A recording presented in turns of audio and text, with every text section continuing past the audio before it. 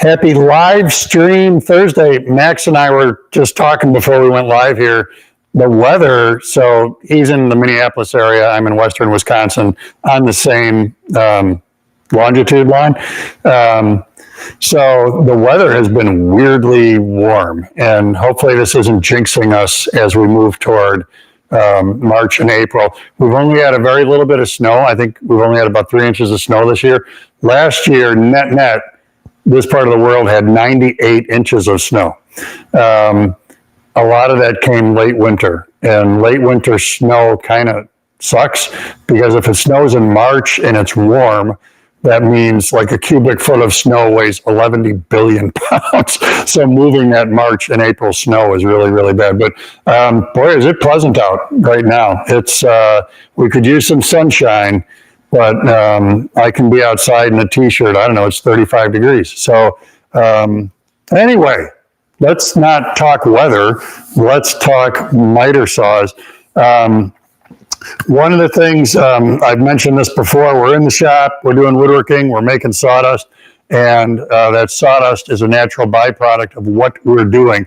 So one of the things we put together some time ago was ways to upcycle your sawdust. What a buzzword, right? Upcycle, got to be one of the cool kids. So what do you do with the bins and bins and bins of sawdust that come out of your shop? So if you scroll down just a little bit, you'll see a link for that.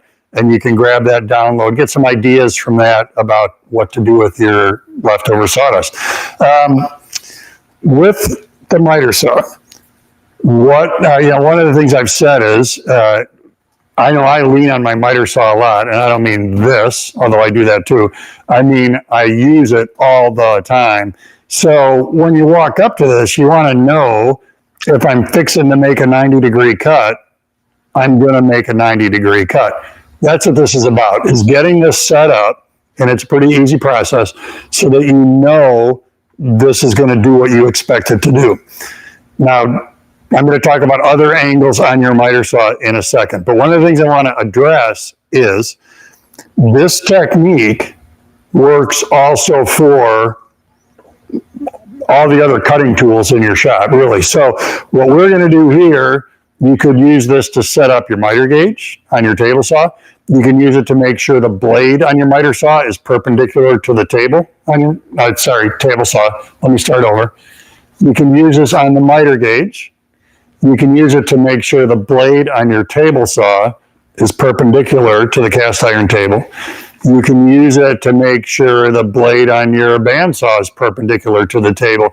Now, there are other approaches I have shown for the bandsaw. As always, if you use the search window on www.goa.com and put in bandsaw techniques or bandsaw square or something like that, you'll find that. But what we're going to do here would also work for the bandsaw. One of the things I like, and you may have heard this from me before, is when I'm setting up a tool, I don't want to know what it's doing when it's sitting here idle. I want to know how it's going to perform when it's performing. I want to know how it's going to cut. I want to know how it's going to do what it's supposed to do. So part of that comes down to, I'm not a huge fan of having the tool just sitting static and I put a square between the fence and the blade. That's one approach. But I want to know how it cuts. So what comes out of this is that we're going to check this saw by making cuts, but we're not going to use a square anywhere along the road. We're simply going to make cuts and do some comparative engineering, and that's going to tell us what we need to know. So let me look first for see if there are any questions.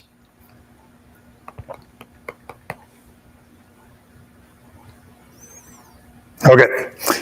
Now, what's the deal with angles as it relates to what we're about to do? With miter saws, the way they've got these things set up is there's a trunnion here, kind of like your table saw has. So there's a stop pin that when I pivot here, locks me in at what should be 90 degrees. We're about to check that. When I pivot, another stop locks me in at 45. Another stop locks me in at 60. Another one locks me in at whatever. So the premise here is that when I set this to 90, everything else should fall into line. If it doesn't, that's not a setup problem, that's a manufacturer problem. And you need to go back to the manufacturer and have them address that. But with the stop pins that are on here, in most owner's manuals I've ever seen, the concept is you do what you need to do to get it to 90, and all the other angles are going to fall into line based on the way they put the stops into this trunnion gizmo. Now, when it comes to correcting, you got to look at your owner's manual. You know, I know what man in the world wants to read an owner's manual, but you need to. Broad brush strokes, there are typically two different ways to do this. One is that what this miter saw has is there's a plate right here with bolts in it. Those bolts go through oversized slots. That plate has in it the lock points for each angle. So if when I do my test cut, I find this isn't 90, I loosen those 4 bolts, I adjust that plate a little bit, counterclockwise or clockwise, depending on the adjustment I need to make, lock it back in place to another test cut. Alternative, the plate is fixed to the saw, but the fence is movable. So similar concept, there are bolts on the back of the fence that go through oversized holes. And when I loosen those bolts, I can adjust this to get the angle right. But the overarching theme is the same. We're going to adjust the fence or adjust this to get what we need. Starting point is you need a piece of scrap. And if I get this so the light isn't glaring like crazy, can you see there's a big X. That tells me that edge I know is perfectly straight. That's key to this. So I've got that on this board, and I've got that on this board. You have to start this with a perfectly straight reference edge. Now, the way this is going to work is I'm going to come to the miter saw and I'm going to make a cut on each of those boards. Don't cut them in a stack. Cut them one at a time. Make sure that there's no dust between that nice straight edge of the fence. Make sure that's nested the way it's supposed to be. And the other thing that's important, and I see when I'm teaching classes, I see people doing this incorrectly frequently. You want to make sure you're actually cutting off a piece of wood. So when I eyeball this right now, there's about 1/4 inch of material to the right of my saw blade. In other words, don't be skimpy and frugal here and try to just skin the end of the board. And the reason for that is that any blade operates best when it's got material on both sides. If I only cut on one side of the blade, if I barely skin that end, it can have a tendency to deflect. And especially if you're in a really hard wood, if you're in a hard maple, then that's going to increase the likelihood that it's going to deflect. If you're using a thin curved blade, that's going to increase the likelihood it deflects. So when I make this test cut, I'm going to be 1/4, 3/8 of an inch past the right side of the saw blade, cut all the way through. We want these test pieces to be wide. We'll get, because of the way we're doing this, we'll get more accurate results by cutting in wide material than narrow material. So step 1, position that 1/4 to 3/8 past the blade, make a cut.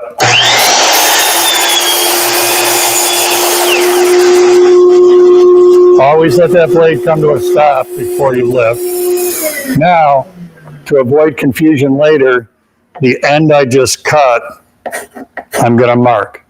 So now I've got Dos Equis, wonderful beer. I've got an X there and an X there, reference edge, and I just cut, which is another reference edge. Second verse, same as the first. There's my X. Put that against the fence.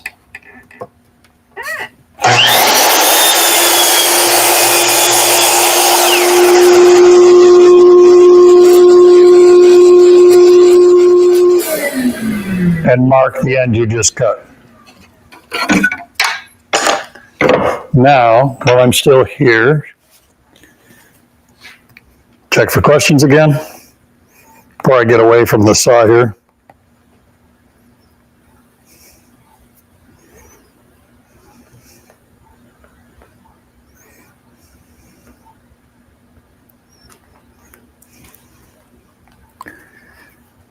So Bill asks, is there any drift of the blade when you pull down for the cut?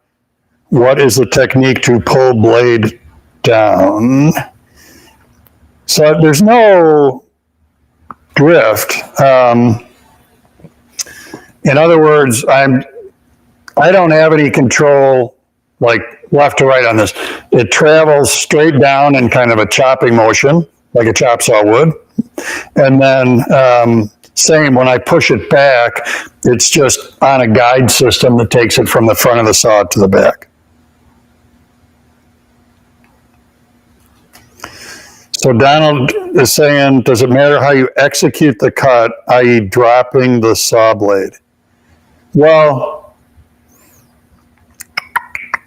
I don't know. I don't know what you mean by dropping the saw blade. So, I'm like, whenever you're running a tool, listen to the tool, let it do its job. I'm not forcing it through the cut. My test material here is 3/4 inch plywood, so it cuts pretty easily. So I don't want to plow into this because maybe that, going back to the other question, maybe that would cause a drift in the blade. Ease into the cut, push away, and on a sliding saw like this, you always want to start out here, engage, and push. In other words, you don't start at the back of the cut and come toward you with the sliding saw. The reason for that is your direction of travel and the blade rotation are the same. And that's going to cause the saw to feel self-propelled. That's the danger in radial arm saws. With a radial arm saw, you can't lift up over your work like this. The blade is always a little bit below the bench. So you have to pull through the cut. So with a radial arm, if you don't run the right blade, this is how people lose fingers, is when it engages the material, it goes like crazy. If the blade is too aggressive, it'll really snap forward and get away from you.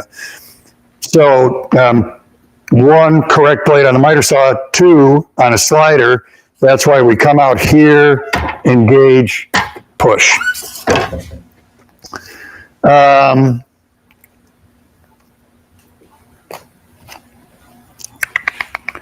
Dennis asks, have you used a Diablo metal cutting blade on your chop saw? If so, do we need to worry about sparks melting the guard?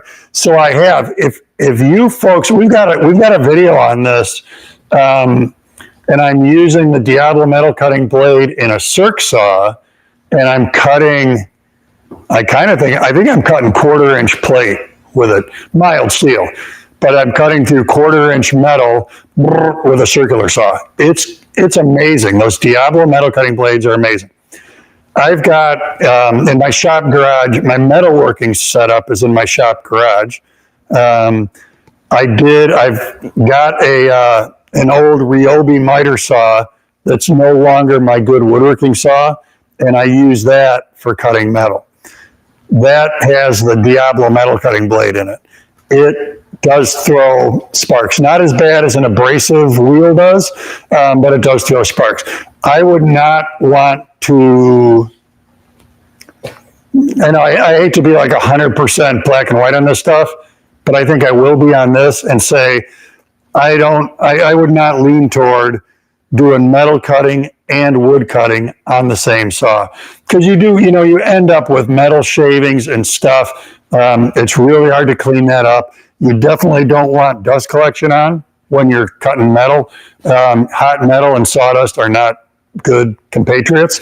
So I would use 2 different tools for that. And, we're asking different things. Like when I cut this piece of wood and I want it to mate to another piece, I want a perfectly perpendicular cut there. When I cut a piece of metal and I'm going to weld it to another piece, I want it to be close to perpendicular, but I can compensate with the weld if my cut was a little bit off. So, look on Facebook Marketplace for a 10-inch miter saw somebody's getting rid of, and use that as your metal cutting saw. And use your good miter saw as your wood cutting saw.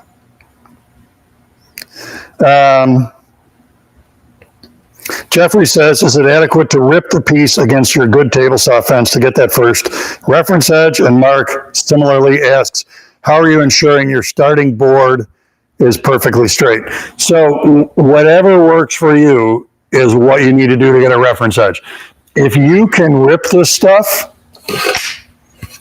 and you then put a straight edge on there and it shows that that's straight, you're G to G. This stuff, I've got carbide, it's plywood, like I said. I've got carbide inserts on my jointer, so I jointed that edge. If I had steel knives in my jointer, I would not joint plywood or any man-made material because the glue in there is really hard on steel knives. But it's not going to affect my carbide cutters. So these were jointed. So the bottom line out of that is rip them dead straight using a sled, rip them dead straight using a good fence on your table saw, rip them dead straight using a track saw, joint the edge, joint it with using your router table as a jointer, whatever you need to do. This is only going to be as good a test as that edge is straight.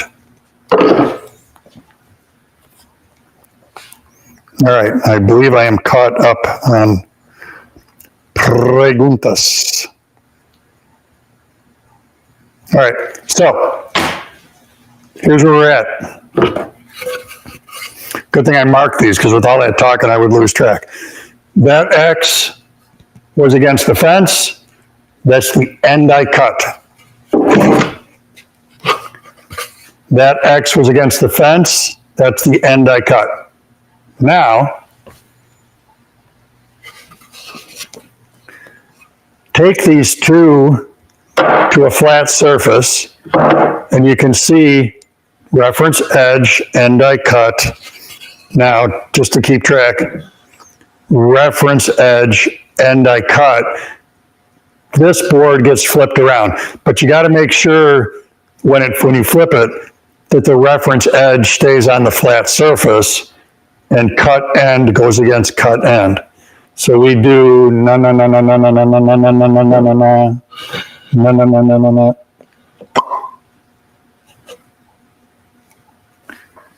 And what we're looking for is their gapicity. So this is where the wider these boards are, the better a test you're going to get out of this. What I like about this is that when I bring these together, if there's, I don't know, whatever, if there's a 32nd of an inch of light at one end or the other, that tells me that cut is open a 64th of an inch. So because we're doubling up like this, it amplifies the mistake. So the wider you get these boards, the more better this test is going to be. So based on this result, you're then going to go to your tool, in this case our miter saw, and you're going to make the correction that you need to make in order to get this where it needs to be. So then we're back to on the miter saw. So if that's kerflooey, on the miter saw then, you need to read your owner's manual, and you're either going to need to adjust this trunnion on the front of the saw, or you need to adjust the fence. Now, as a side note, as a sidebar to all this, if your miter saw is the style where it's the fence that gets moved to make this right, you need to do this test before you build this into a table and align it with a fence. Because if I've done all this, if I've got all this in plane, and then I do this test and I find I have to move this, then all this is kerflooey. In this case, with this miter saw, the adjustment comes here. So you can do this setup, you can have this against the fence, or in line with the fence, and then come back and do the test here. What we know now is that I'm at 90, and again, the 45 and the 22 and a half and the 30.6 for crown molding or whatever that is, all of that comes along with they made this trunnion right, and if I'm locked in at 90, I'm going to be good at 45 and 60 and 22 and a half. If you're not, that's, as I said earlier, that's a manufacturing issue, not a setup issue. So once we're at 90, we know we're good to go in that direction. But let's repeat the process. This is a compound miter saw, which means that in addition to cutting angles, that's what you have when you move this. It'll cut bevels, which is what you have when you change this. So the concept is identical. It's just like it, but different. I've got dos equis. I've got an X and an X. X down, 1/4 to 3/8 of material past the blade. Choppa choppa.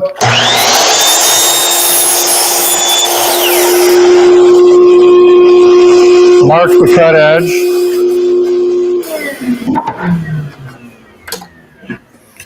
X down.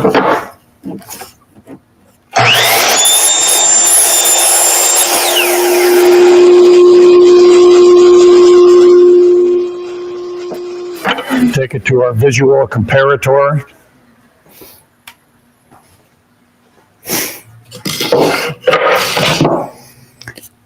So then again, X, X, X, X, flip 1.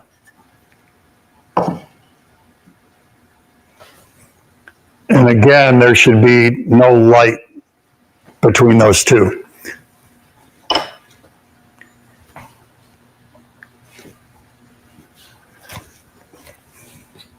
Easy peasy, lemon squeezy. So let's expand this back to what I was saying when we started, which is, if you want to use this to set up your miter gauge, same deal. Straight edge, as wide a board as you can safely cross-cut. Cross-cut one end on each board, visually compare. Then, if you want to make sure the blade on your table saw is perpendicular to the table, these are 4 inches wide. That's the vertical capacity on this saw. Most table saws, it's 3 inches. So cut a piece to 3, stand it up on edge, use the miter gauge, and cut it this way, and then visually compare end to end. On a bandsaw, if you want to know that it's perpendicular to the table, same deal as what we just talked about with the table saw. Cut through it this way, take a second piece, cut through it this way, visually compare. So it's a cool, what I like about this is that you don't have to have an $11 billion square to set up your tools. The only maybe limiter is you got to have a way to produce that first straight edge. Joiner, table saw, router table as a jointer, track saw, whatever that is for you, you got to have that. Once you have that, then we're just by making test cuts, we're checking this. And again, it's not a case of make a test cut and hold a square against it, because that only works if the square is square. This works no matter what. And again, the wider you get these parts, this saw has a 12-inch capacity, so I could have used 12-inch material. The wider the parts are, the more finely tuned you'll be able to dial in the tool.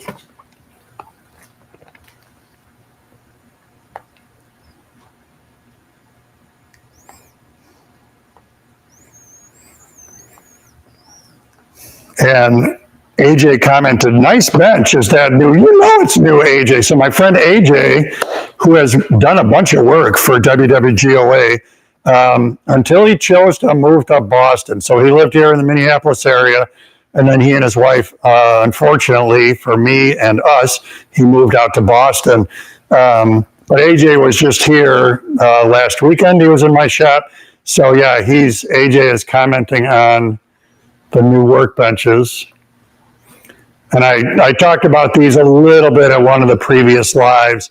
That's an ash top I just got done making for this bench. So yeah, it's very cool. They are new, and I've said a couple times, I can't wait to spill my first can of stain. all over that bench top, or inadvertently drill a hole through a piece and into the bench top. Out of something, either from me or when I have people in here for a class, you just gotta. I'm finishing a canoe that AJ started, and AJ said to me, "Well, when it's done, just to get past your trepidation." So it's cedar strip canoe, epoxied. It's going to be all beautiful and shiny and cool. He said, just take a 16 penny nail and scratch it. And then the first time you have it on a lake, you're not going to be so hung up if you scrape against a rock. So same with these. I should just on purpose do something bad to the bench right now. Last step on these, the only other thing they need right now is dog holes, which I am hoping to do today.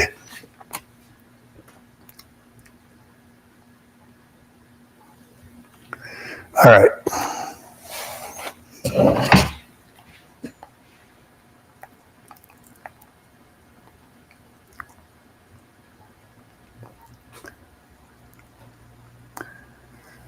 Bill says, how's the Delta miter saw arm type compared to sliders? So one of the things, so what he's referencing is, if you look here, that mechanism like expands and contracts. So what this doesn't have are tubes sticking out that project out the back. So in a previous shop, in my old shop, my miter saw wasn't freestanding in the middle of the floor like this. It was up against the wall. So part of the limitation with sliders that have tubes is that you have to have a lot of clearance from the wall in order to have room for that. So you end up on kind of an unnaturally wide bench top in order to simply compensate for the saw. Delta does this, the Bosch Super Glide, that's not what it's called. But anyway, Bosch also makes a saw that's got glides like this instead of tubes. Excuse me. I'm happy with it. I've been using this Delta for a long time, and I don't know, it holds accuracy. It does what I need it to do. So yeah, it's worked very well for me. Mark says, will this technique work to ensure that a table saw crosscut sled is level to the blade? Well, I don't know about level. Square, it's the same. You could do the same double cut test to make sure that a crosscut sled is cutting squarely. So yeah, it's the same. It'd be the same concept as a miter gauge on your table saw. So cut two pieces and do a visual comparison. Timothy says, advice for someone who has a miter saw that doesn't slide. Yeah, same gizmo, same concept, narrower pieces. So on a lot of saws that are strictly miter saws, they're going to do this. And that capacity is going to be somewhere around 5 or 6 inches, the crosscut capacity. So you're going to do the exact same thing. Cut narrower parts, chop through them like that, wait for the blade to stop, and then do that visual comparison. Exact same setup.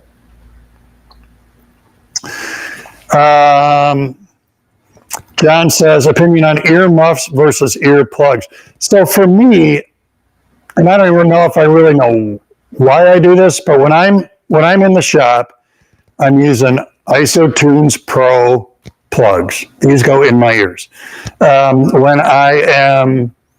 These are the same things I wear when I'm working out, when I'm riding my bicycle, when I'm whatever. When I'm running my chainsaw, which could be, I'm running the chainsaw, or I have a chainsaw-based sawmill. If I'm running the sawmill, that kind of stuff, I wear earmuffs. Part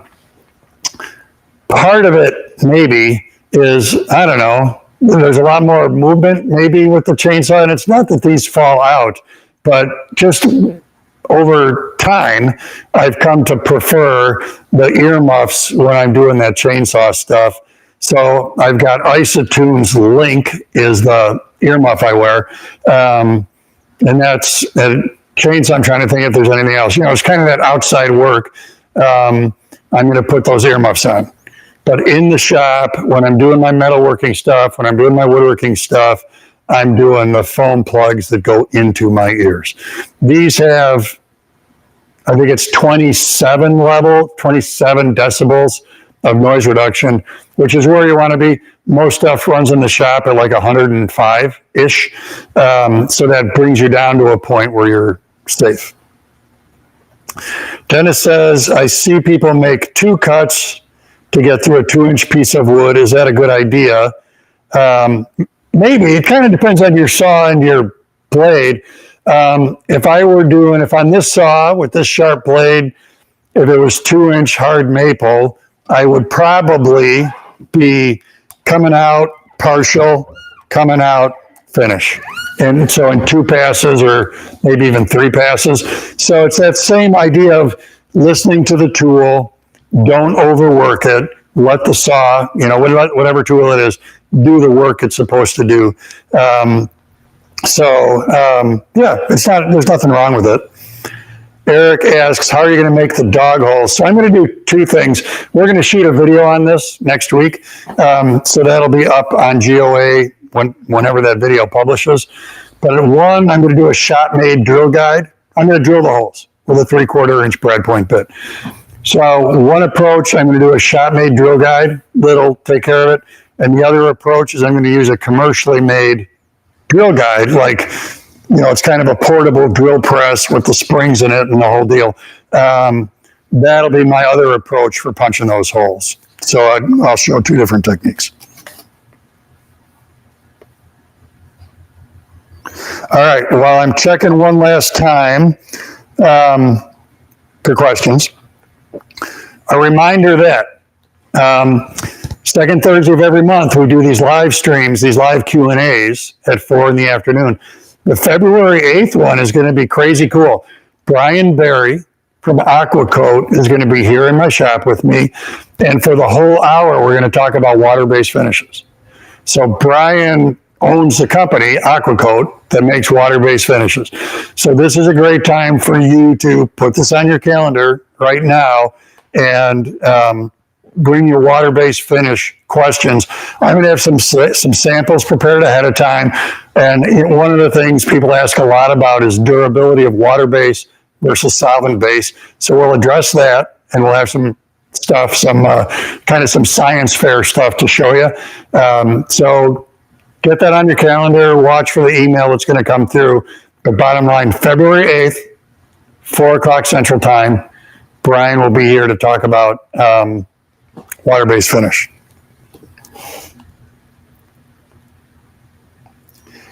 Jack says, if the gap is at the top, which way do I adjust the angle? If it's the bottom, which way? So if you do what I just did, which is holding the board with my left hand, cutting with my right. So if it's open, if it's leaning this way, if your resulting cut is leaning this way, we have to take more off the bottom. So when it's here, the resulting cut was leaning this way. So that means the saw is angled too far this way. I got to go back. In this case, I would have to go to my right to fix that.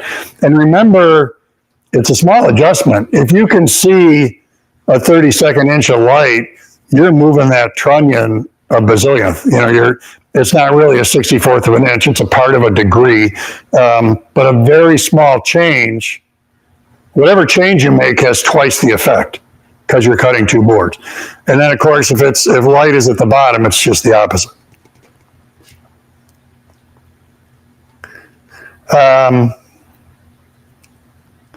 And then Richard says he's using SenseGuard hearing protection. So it's the SenseGuard things are, I wore those for a long time. I was thinking I still had a pair here, but I don't. They're plugs, but there's also a head component to them. And I liked them a lot. What I like about IsoTunes is they Bluetooth. So when I'm not talking to you, these are Bluetooth to my phone, and I'm listening to music. If a call comes in, I can take the call. Bottom line is, as a rule, these go in my ears at like 6:30 in the morning when I get here, and they come out at 6:30 at night when I leave. So that connectivity is a thing that I really like about these products. All right, so I think we're set on questions. Don't forget to grab the Sawdust Guide, Upcycle Your Sawdust. 1, 2, don't forget February 8th, all about water-based finishes. Brian Barry is going to be here. It's going to be a blast. Brian's a very, very nice guy. 3, I'm so glad there weren't any negative comments on the production side of things. The splitter I'm using, which lets me do this, this is only the 3rd live I'm using it on. So I'm glad.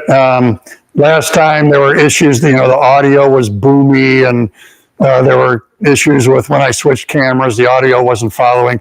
So that was operator error. That was on me in the manner in which I set up the splitter. So I'm glad that I'm not seeing any negative comments from anybody. That means it's working better. So that's it for me. As always, thanks to Max, who's behind the scenes, making all of this stuff go forward. And yeah, no more questions. So I will see you sort of whenever we do the next live. I don't know when that is, but it'll be fun.